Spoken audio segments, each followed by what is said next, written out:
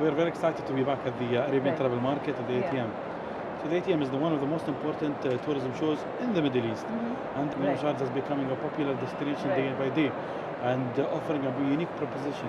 And we in Shurooq have focused on, Shurooq operates on multi-sector, so real estate being our biggest in our portfolio, and then hospitality, leisure and entertainment, and of course arts and culture. Our big focus here today is on the hospitality sector. So we're looking at Sharjah collection with all the different hotels. And the idea when we created Sharjah collection is to come up with a unique proposition of sustainable hotels, ecotourism, archaeological tourism. It's all bundled within these hotels. And it's a small portfolio if you look at it. Our smallest hotel in the portfolio, which is Al Faya, consists of 5 rooms only. And our largest consists of only 40 rooms. Okay. So if we just take you through a quick journey, so with Al Faya retreat in the middle of the desert. And the beauty about Al Faya, it's connected with Mleha, with archaeology that goes back to 200,000 years old. Oh yes, I saw it. It's prehistoric. It's a magnificent place, you know, and Mleha became a national park now, so it's a fenced area, but then we allow people. The whole idea is to rejuvenate the area, but also give people access to come and experience Mleha with all its beautiful archaeology, the sand dunes, the desert, all the different activities, stargazing, sunset lounges, you know, archaeological tours, plus the museum, you know, the Mleha Archaeological Center, where you can come see all the archaeological findings. You know, we have villages that are 2,000 years old. It's up to the pre-Islamic age. So if you want to experience Mleha and want to stay somewhere, then Al Faya is an option. And the beauty about Al Faya, you know, we wanted to give life back to buildings. There were abandoned 5 shops that became rooms. And then there's a clinic, that's the restaurant today, which is Mavia. So the whole idea, you know, part of sustainability, giving back life to buildings. So this is the ethos of Sharjah collection. And then from there we move to Al Bidayah. Al Bidayah is well known for its sand dunes in the central region of Sharjah. Sand dunes, buggies, all of these things. So what we've done is built an oasis in the middle of the desert with 40 rooms, like 20. You built the oasis, it was not there. So yeah, it's like, we call it an oasis, so Al Bidayah oasis. So it's like an historical hotel. It's beautiful, magnificent. And then you can experience the desert, and you can experience, of course, the retreat with its all different things. And then from there we move to the east coast in Kelba, where we have the Kingfisher retreat. So it's a protected area, and it's named after the very rare Kingfisher bird. So you can see there, and then there's turtles, mud crabs. So it's very, very eco place, and the idea is we don't do any motorized activities. So we want you to sit and indulge with nature.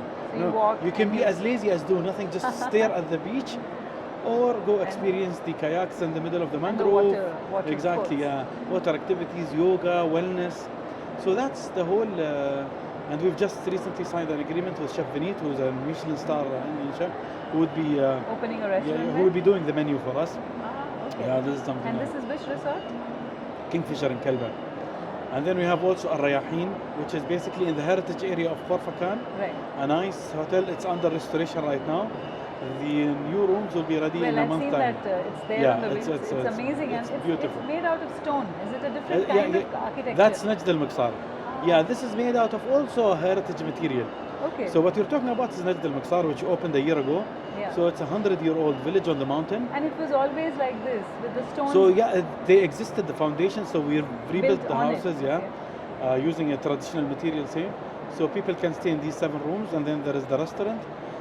But what's new is what we call Nomad. So Nomad is a new experience that we are doing in Kelba, in between the mountains. So they're basically 18 trailers, so they're Airstream trailers.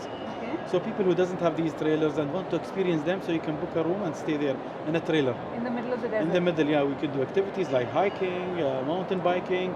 So it's again immersed with nature, and that's the whole ethos about Sharjah collection. So this will be ready in 2 months from now, and then it will be operational, inshallah, with the winter season, it's October. It will be operational. And the Mleha National Park? The Mleha National Park is an ongoing thing. So amazing. No, it's magnificent. It is a special place. And it's got a lot of fossils, is what she. There is a lot of fossils because all the mountains there are fossil mountains. They were like millions of years ago under the sea, submarine. So that's the whole. And there we've added a hotel which is called the Moon Retreat. So you can stay in domes with your own private pool in the middle of nature. Again, just immerse yourself into nature. Yeah, and the fact that you announce it only after it's made is what I'm told. And that's what we do usually. We try to announce things. It's either halfway through construction or almost ready, just to make sure that we deliver on time. And our latest to the hospitality It's we have an agreement with Lux, who is an international luxury hotel management. They will be managing 2 of our new hotels that are upcoming. One would be in Khorfakan. We call it Lux Khorfakan. Used to be Lux Al Jabal. So they're like 40 cabins, you know, luxury with a spa, with restaurants, fine dining experience, and it's on the mountain with its own secluded beach. So this is something. So how are you managing the summers when you have all of this? See, such destinations operate during winter and summer because it's a beach destination, so you have access to the beach in summer. And this hotel will be ready in Q2 next year, and hopefully by Q3 it will be operational.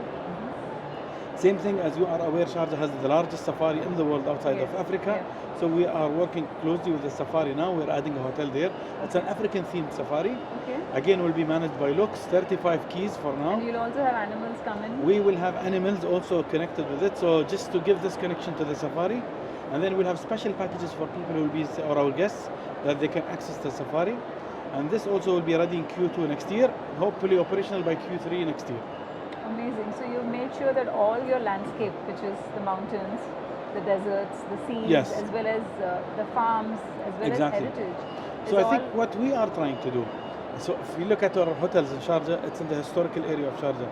So we're trying to give that experience, you know, with heritage, like the Chedi Al Bayt Hotel, 53 rooms, but they're built on the foundations of old houses. It's actual families live there. So just so you mingle with the local. So yeah, because you are in the heritage area, so you can visit the museums there. You can mingle with the old people who just still sit there. We do a lot of tours in the heritage area of Sharjah. So now we take you back in time, but in modern days. So when you come to the central region, you know, all the experiences are linked with archaeology and with the desert and with the Bedouin culture. And then when you go to the east coast, then it's the mountains, it's the beaches.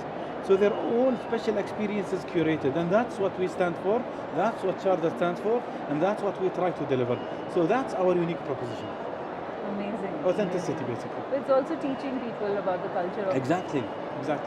And that is more important than everything put together. Exactly. So, you know, we try to give the right message about our culture, you know, because the city culture, the fisherman culture is different than the Bedouin culture. Mountain culture is different. And the mountain culture is different. No, they have their own food, their own... I mean, it's all the same, but even you know, the tools are different. There's always so the building material in the central region is different than the east coast. You know, we built in the sea because of humidity is different. You know, the habits of fishermen is different than the Bedouins. And they have the camels, they have falconry, they have so many things. The east coast is also different. You know, they are sea people, they are fishermen, but also they have their different types of, you know, mountain cooking. So the customs also change?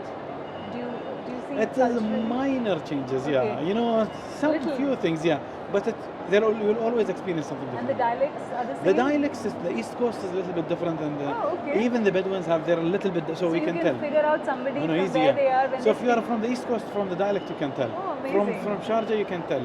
If you are from the Bedouin cultures you can tell. Oh wow. We have few different words between Sharjah, Dubai and Abu Dhabi actually. Okay. So we and Ras Al Khaimah and Ajman are very close in our dialect. So Dubai has a little bit different dialect. Okay. So you can tell immediately you're from Dubai. Which part of you, where are you from? Sharjah. So with the way we say, like for example, we say for father Abuyi. Dubai, Abu Dhabi say Abuya.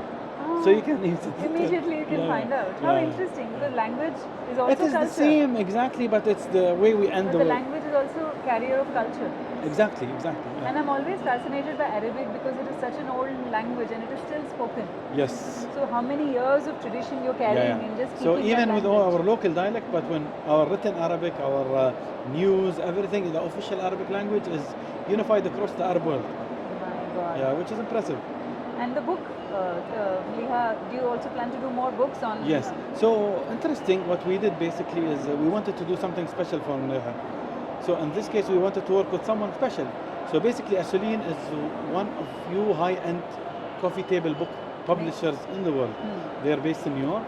So we worked very closely with them. It took us almost a year to deliver the book. You know, from photography to editing to everything.